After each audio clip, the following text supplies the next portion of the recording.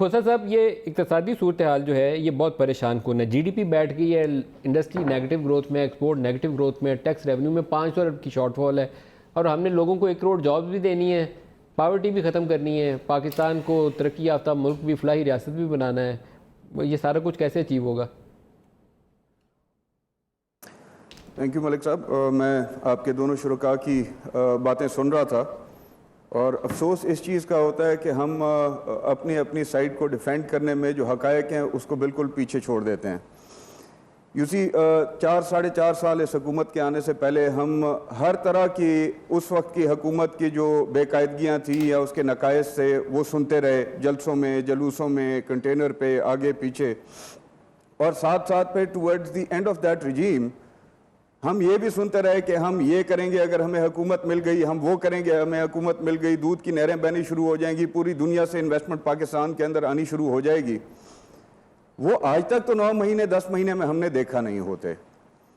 Election से पहले हमने एक ये भी उनका स्लोगन सुना, इस्लामाबाद में किसी गालिबन जलसे से खिताब कर रहे थे आज के वज़ीर आज़म, उस वक्त के PTI के सरबराह, कि अगर असद उमर को हमने ना जिताया तो ये इकॉनमी जो है हमारे मुल्क की नहीं संभल सकेगी, इसलिए इकॉनमी को सहारा देने के लिए असद उमर का जीतना ज़रूरी है।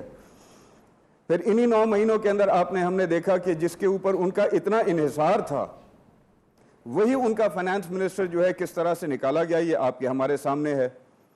और 4-4.5 साल जिन हुकूमतों के ऊपर, माजी की हुकूमतों के ऊपर खान साहब जो है वो तनकीद करते आए, उन्हीं हुकूमतों के अंदर जो उन हुकूमतों के फाइनेंस मिनिस्टर रहे, आज उन्हीं को बाहर से बुला के और अपनी हुकूमत का फाइनेंस मिनिस्टर लगा दिया गया।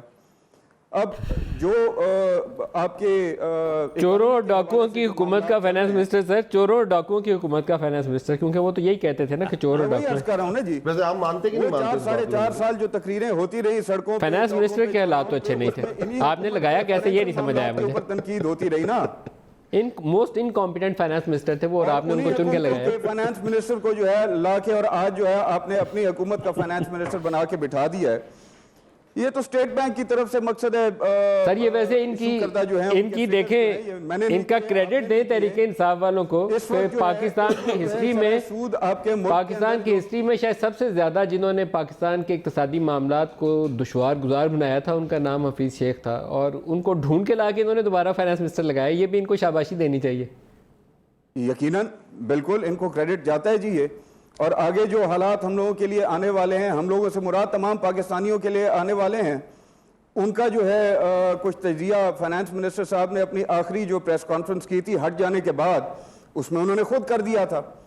कहाँ से इनफ्लो आ रहा है दुनिया के पैसे का, जो पाकिस्तान में आना था, जहाँ से कारोबारी हालात जो है, आज आपका हर छोटा बड़ा कारोबारी, उसकी जो ट्रांजैक्शंस हैं वो नैब के रेडार के ऊपर आई हुई हैं।